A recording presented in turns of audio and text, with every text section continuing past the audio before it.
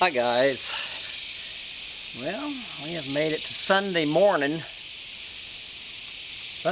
July 8th, 2012, up here on the rock on a Sunday morning. So,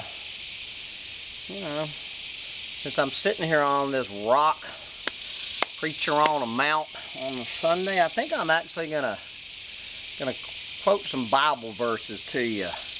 I just want to make sure you guys understand. I don't know how many people know who the hell I am. I've done this rant before, but I'll just refresh it since probably 12 people on the planet watched it 2 years ago. I just want to make it clear to the record, both to the Christians out there watching this and the non-Christians alike, two things. Number one, I am not a Christian. Number two, I don't have nearly the problem with Christians that I had up until I pulled my head out of my own ass, started looking around what's going on this planet, and became a preacher myself. Far be it from me to pass judgment on the way individuals choose to figure out what's going on in this world. Now, I'm Christians and all other religions, I have a lot of rants about discernment and critical thinking, but you can just draw your own dots there. I guess probably the major difference between ham-bone little tail preacher on the rock and all these other preachers out there pounding their Bibles and thumping their Bibles on pulpits all over America and this planet is, we probably both agree that Jesus was a good guy. The guy was obviously cool. I would absolutely love to sit down and smoke a joint with Jesus or do some mushrooms with the man and hear what he has to say about the way things are going on this planet. And I would also be curious to hear what he has to say about how his name has been used in some pretty un-Christian, unsavory manners. The bumper stickers I enjoy, "Who would Jesus bomb?" set out to all the Christian soldiers. And what's the other one? "What part of thou shalt not kill do you not understand?" But I guess again, but this is not a problem with Jesus. This is a problem with the people who are using Jesus's words to rationalize very un-Christian behavior.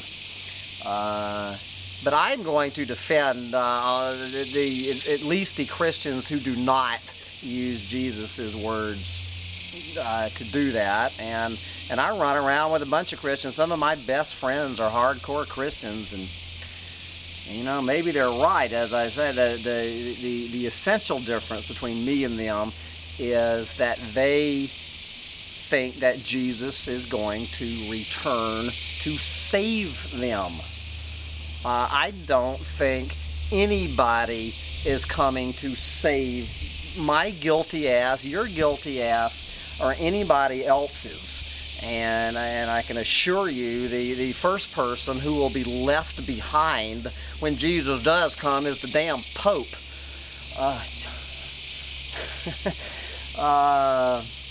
But guys, maybe you're right.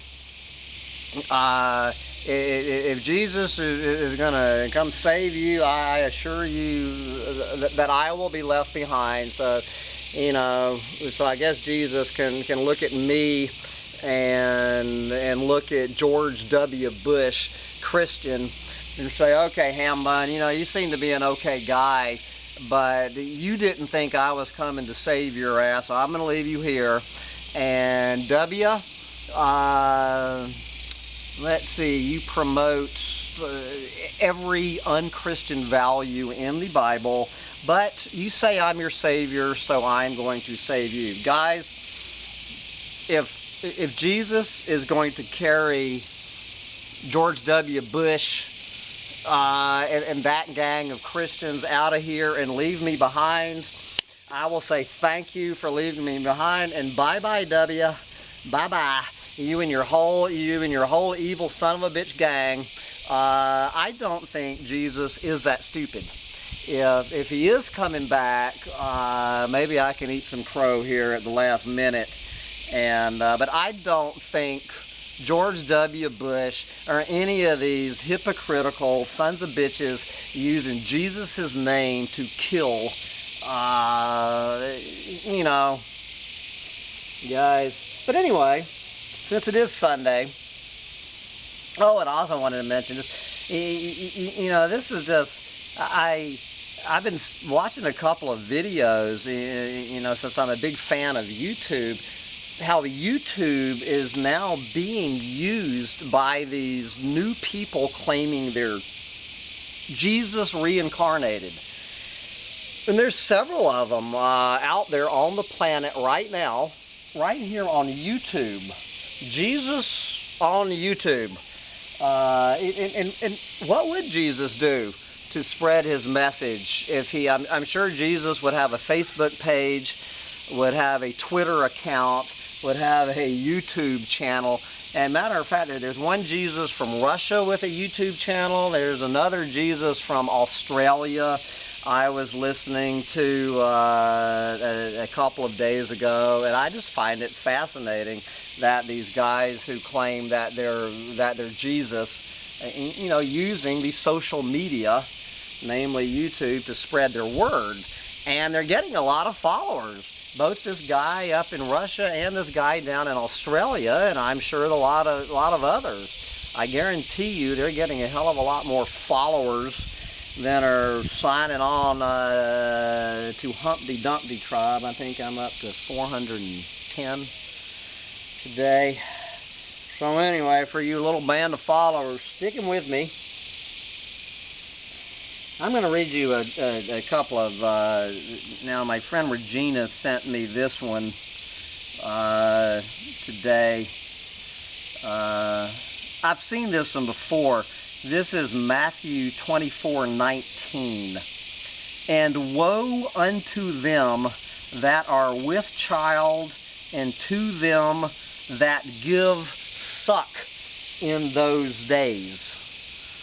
Those days meaning these days. 2,000 years ago, there were those days. Today, they're these days. And it's just,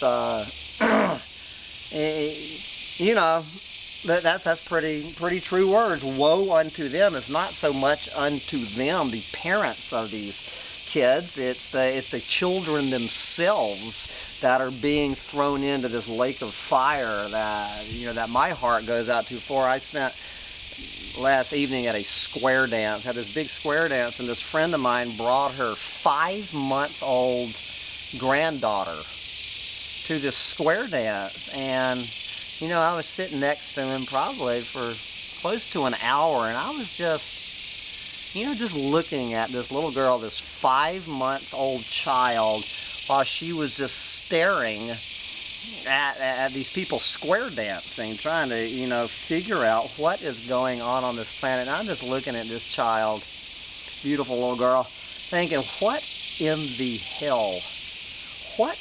hell do you have to look forward to? She's trying to make sense of a square dance. Child, there's a hell of a lot more to make sense of in this world than a square dance. And I've got nothing, nothing but pity for you. It's going to be a rocket ride you're on, kid. And it's going to be the square dance on steroids. And which brings me to the next quote, the square dance on steroids quote. This is from Timothy 3, chapter 3, verse 1 to 7. I first heard this quote. This was quoted to me on a bus rattling from Pucara, Ecuador to Cotacachi, Ecuador.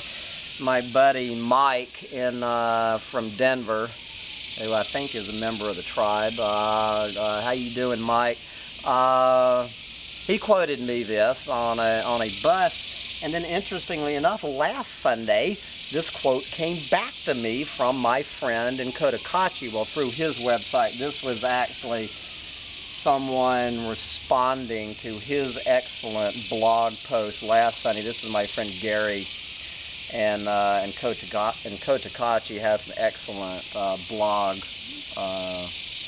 And this was a fellow, Richard, responding back to Gary by quoting Timothy. And as I say, I've already had this quote to me, so I'm going to wrap up my Sunday on the Rock rant with this quote, and then I'm going to get to quoting Atlas Shrugged. I'm going to leave the Bible and go to Atlas Shrugged. But let's close with Timothy 3:1-7.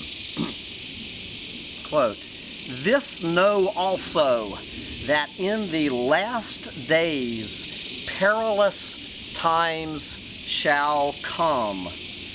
For men shall be lovers of their own selves, covetous, boasters, proud, blasphemers, disobedient to parents, unthankful, unholy, without natural affection, truce breakers, false accusers, incontinent," I love that one, "fierce, despisers of those that are good, traitors, heady, high-minded, lovers of pleasure more than lovers of God, having a form of godliness, but denying the power thereof, and from such turn away. For of this sort are they which creep into houses and lead captive silly women laden with sins, led away with diverse lusts, ever learning and never able to come to the knowledge of the truth."